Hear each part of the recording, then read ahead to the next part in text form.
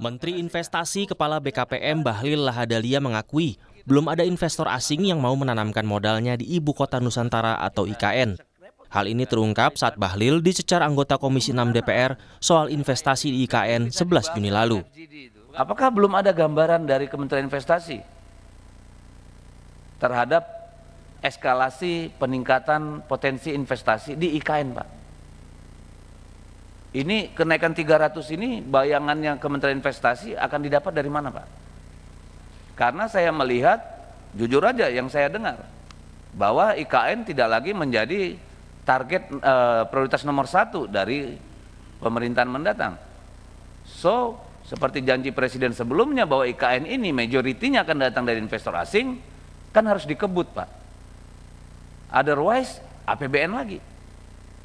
Atau utang baru. Bahlil beralasan, investor asing di IKN belum masuk karena menunggu pembangunan tahap 1 selesai. Sementara pembangunan tahap 1 di IKN sepenuhnya dari PMDN, bukan dari asing. Investasi yang masuk di IKN sekarang pada tahap pertama itu adalah investasi PMDN semuanya. Belum ada PMA yang melakukan groundbreaking. Kalau ditanya kenapa belum ada investasi asing, desain kita itu adalah klaster pertama ini selesai, yang disebut dengan apa, jalan utama ya, lingkaran 1 sudah selesai, baru masuk investasi asingnya itu di lingkaran kedua, tahap kedua.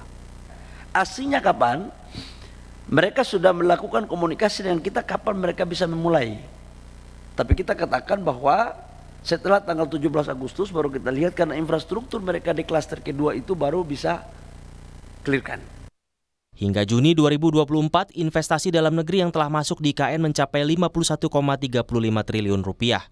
Sementara target ditetapkan di 2024 sebesar 100 triliun rupiah. Sementara dari luar negeri atau asing belum ada.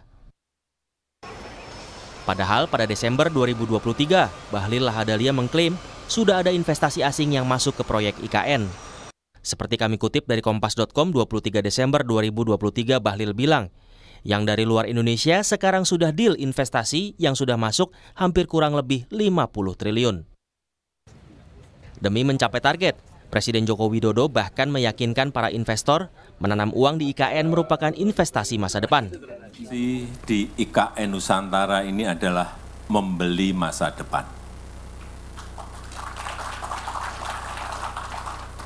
Bapak Ibu jangan membayangkan sekarang. Karena jalan tol dari Balikpapan ke IKN Nusantara ini belum jadi. Tapi kalau Bapak Ibu berubahnya nanti, tanahnya sudah habis.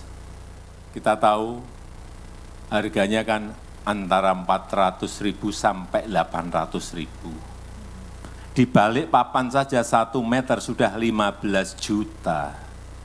Di Jakarta 200 juta. Tapi harga itu saya sampaikan sekarang, besok bisa berubah. Namun mantan Kepala Bappenas Andrinov Caniago menyaksikan investasi cepat di IKN. Ia pun meyakini belum ada bukti konkret investor tanah modal di IKN. Yang kedua, tidak realistis mengundang investor besar untuk masuk ke sana, apalagi dalam waktu dekat. Tapi mungkin saja nanti di pertengahan 10 tahun kemudian melihat, wah, kawasan Kalimantan ini sudah makin bergerak, maka ada kawasan penunjang yang disiapkan di bagian dari IKN itu menjadi tempat masuknya investor besar dan menengah. Bukti konkret tertariknya itu, kalau sekedar pernyataan tertarik itu kan artinya bisa macam-macam, ya. Sekedar orang menyatakan berminat, saya tertarik. Tetapi yang konkretnya kan tidak hanya itu, ya. Dia harus menunjukkan, ya, penyetoran modalnya, penempatan uangnya. Yang jelas nggak ada bukti. Tidak ada bukti investor asing mau masuk IKN? Ya, belum ada bukti konkret investor itu tertarik, sudah menanamkan kakinya di sana. Okay. Ya, yang ada, yang mereka pernah menyatakan tertarik, menambah investasi di tempat lain. Tak cuma soal target investasi yang meleset, BPK mengungkap temuan 4 masalah dalam pembangunan IKN pada tahun 2022. Pertama, pembangunan infrastruktur belum selaras RPJMN tahun 2020-2024. Hal ini belum sesuainya dengan Renstra Kementerian PUPR dan Rencana Induk IKN. Kedua, persiapan pembangunan infrastruktur belum memadai. Hal ini terungkap dari persiapan lahan masih terkendala mekanisme pelepasan kawasan hutan. Ketiga, pelaksanaan manajemen rantai pasok dan peralatan konstruksi. Menurut BPK, hal ini terjadi karena kurangnya pasokan material dan peralatan konstruksi, hingga harga pasar material dan sewa kapal tongkang yang tak terkendali. Terakhir, Kementerian PUPR belum sepenuhnya memiliki rancangan. Hal ini terungkap saat serah terima aset, rencana alokasi anggaran operasional, serta mekanisme pemeliharaan dan pengelolaan aset dari hasil pembangunan infrastruktur IKN tahap 1. Pemerintah optimistis dengan target pembangunan IKN. Bahkan Presiden Jokowi yakin bisa berkantor di IKN mulai Juli mendatang. Tim Liputan, Kompas TV.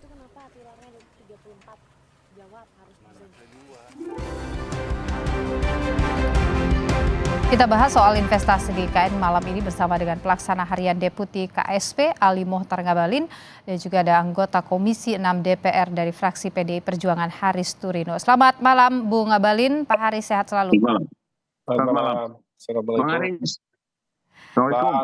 Waalaikumsalam warahmatullahi wabarakatuh. Saya ingin ke Bu Ngabalin dulu ini. Ini berubah-ubah terus ya. Kemarin Desember Pak Menteri, Pak Bahlil mengatakan sudah ada investor asing yang masuk. Tapi kemarin di DPR bilangnya belum ada. Katanya masih menunggu pembangunan tahap 3 gitu ya kalau saya tidak salah. Apa sebenarnya yang ditunggu sih? Kenapa dari sekarang belum ada gitu yang masuk? Ada apa ini? Ya, ini penting untuk harus dilakukan klarifikasi terkait dengan mungkin publik atau termasuk Kompas mungkin boleh menilai berubah-berubah. Di tangan saya ini masih ada progres fisik pelaksanaan.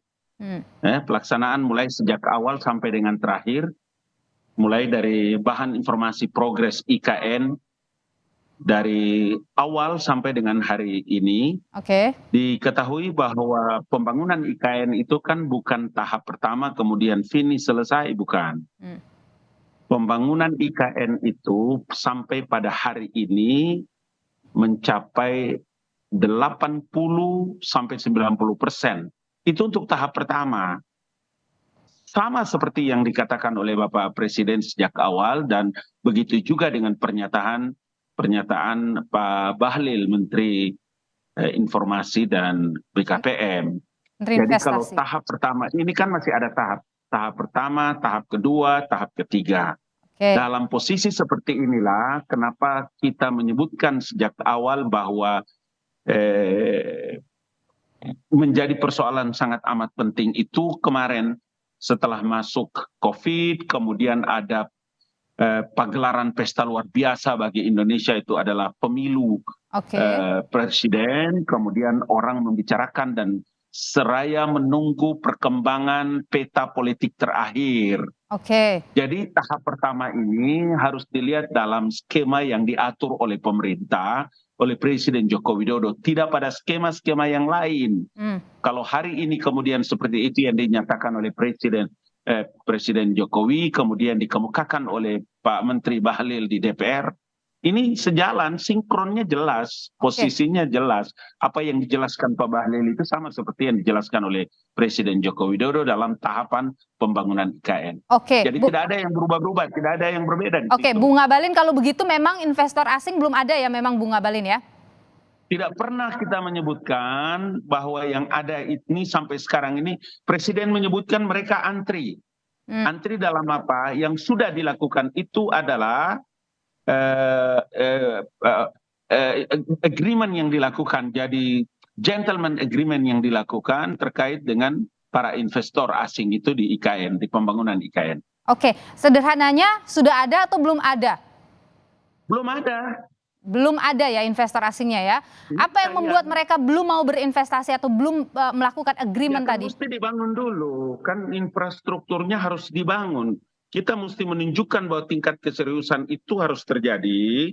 Tahap pertama, makanya kan dijelaskan itu tahap pertama 80% ini.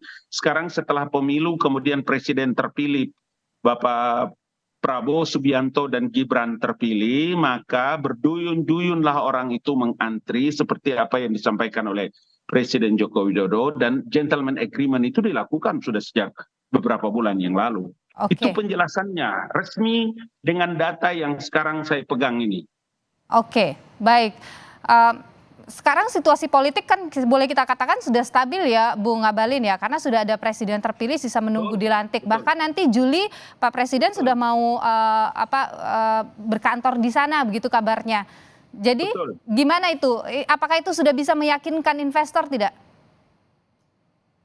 Ya, tidak ada yang perlu dikhawatirkan dari perkembangan percepatan pembangunan IKN ini. Itu juga yang membuat kemarin kami berkali-kali juga termasuk di Kompas kami telah memberikan keterangan bahwa dengan jabatan baru bagi mantan kepala otorita IKN ini memberikan isyarat penting dalam tugas khusus yang diberikan oleh. Oke. Tapi Bung Ngabalin, apa sih jaminannya selain soal infrastruktur ini?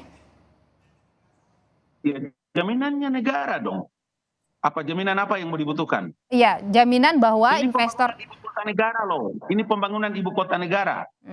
Jaminannya negara, jaminannya pemerintah. Oke. Apa yang menjadi kekhawatiran? Coba jelaskan kepada saya biar saya kemukakan lagi. Oke, jadi ini kan yang dipertanyakan adalah ketika investor asing belum masuk, bagaimana ini nanti IKN ini kelanjutannya gitu loh. Iya, tidak ada yang perlu dikhawatirkan. Ini proyek negara, bukan proyek pemerintah. Proyek negara, ibu kota negara ini ibu kota negara, bukan ibu kota pemerintah. Oke, baik. Proyeknya proyek negara. Oke. Maka pemerintah bekerja keras dari mendapatkan sumber dana baik dalam negeri maupun luar negeri untuk mempercepat pembangunan IKN. Clear itu penjelasannya. Oke.